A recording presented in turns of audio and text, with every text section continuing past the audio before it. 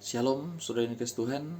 Ayat kita pada pagi hari ini buat kamu, buat kita semua yang belum mengasihi diri, yang masih merusak tubuhnya dengan berbagai-bagai macam keinginan, seperti pecandu alkohol, perokok berat. Ayat buat kalian, buat kita semua pada pagi ini yaitu 1 Korintus 3 ayat 16 dan 17 yang berkata demikian. Tidak tahukah kamu bahwa kamu adalah bait Allah dan bahwa roh Allah diam di dalam kamu? Ayat 17. Jika ada orang yang membinasakan bait Allah, maka Allah akan membinasakan dia.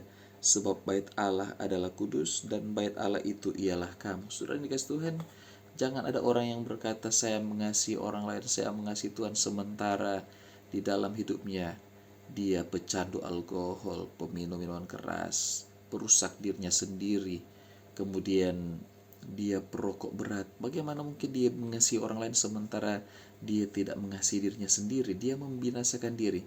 Selanjutnya yang kedua adalah ketika orang menjadi pecandu salah satu makan atau minuman, berarti dia telah membuat itu menjadi seperti ada ketergantungan, dan bahasanya bisa dikatakan menomorsatukan. Nah, ada orang yang kalau tidak memiliki rokok, dia akan mencarinya, akan mengelilingi warung-warung dan tempat-tempat untuk mendapatkan rokok meskipun itu tengah malam. Bagaimana dengan Alkitab? Apakah seseorang ketika lupa membaca Alkitab akan mencarinya? Nah, saudara yang dikasihi Tuhan, inilah yang menjadi perenungan kita pada hari ini. Ketika kita menomorsatukan yang mana? Apakah keinginan kita, keinginan roh, atau keinginan daging? Nah, sehingga firman Tuhan jelas mengatakan bahwa tidak tahukah kamu bahwa kamu adalah bait Allah dan bahwa roh Allah diam di dalam kamu? Bagaimana mungkin kita bisa mengatakan kita mengasihi orang lain atau mengasihi sesuatu atau mengasihi satu pribadi seperti Tuhan apabila kita tidak mengasihi diri kita sendiri? Contohnya seperti ini, bahwa tidak tahukah kamu bahwa kamu adalah bait Allah dan bahwa roh Allah diam di dalam kamu? Jika ada orang yang membinasakan bait Allah, maka Allah akan membinasakan dia. Sebab bait Allah adalah kudus dan bait Allah itu ialah kamu. Jadi, saudara diberkati Tuhan, marilah kita pada saat ini kita kembali lagi kepada firman Tuhan dan kita mengoreksi diri kita masing-masing bahwa tubuh kita adalah bait Allah. Jadi sebagaimana Tuhan mengatakan bahwa kasihilah Tuhan Allahmu dengan segenap hatimu, dengan segenap jiwamu. Kemudian yang kedua, kasihilah sama manusia seperti dirimu sendiri. Bagaimana mungkin kita bisa mengasihi orang lain jika kita tidak mengasihi diri sendiri? Dan bagaimana kita mengasihi diri sendiri dan kita tidak mengasihi orang lain?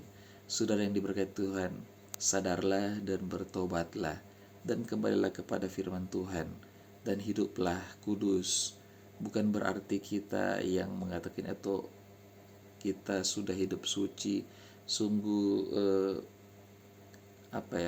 Roma 3 ayat 23 mengatakan bahwa semua orang telah berbuat dosa dan telah kehilangan kemuliaan Allah. Jadi sudah tidak ada lagi di antara kita yang benar. Dan mungkin saya juga orang yang paling berdosa. Tetapi saudara dikasihi Tuhan, perlu kita ketahui bahwa kita perlu penebus. Kita perlu mendapatkan si karunia Allah seperti dalam Efesus 2 ayat 1-10. Tetapi kita juga perlu membuka hati kita untuk menerima Yesus sebagai Tuhan dan Juru Selamat, untuk masuk dalam hati kita, merombak kehidupan kita, dan biarlah dia bertahta di dalam kehidupan kita, sehingga kita betul-betul seperti firman Tuhan pada hari ini mengatakan bahwa tubuhmu adalah bait Allah, dan biarlah Tuhan mengatakan kalau aku kudus maka kuduslah kamu.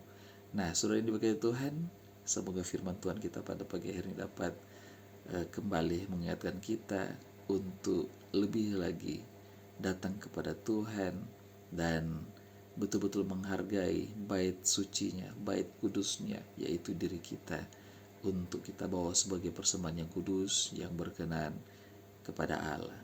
Amin.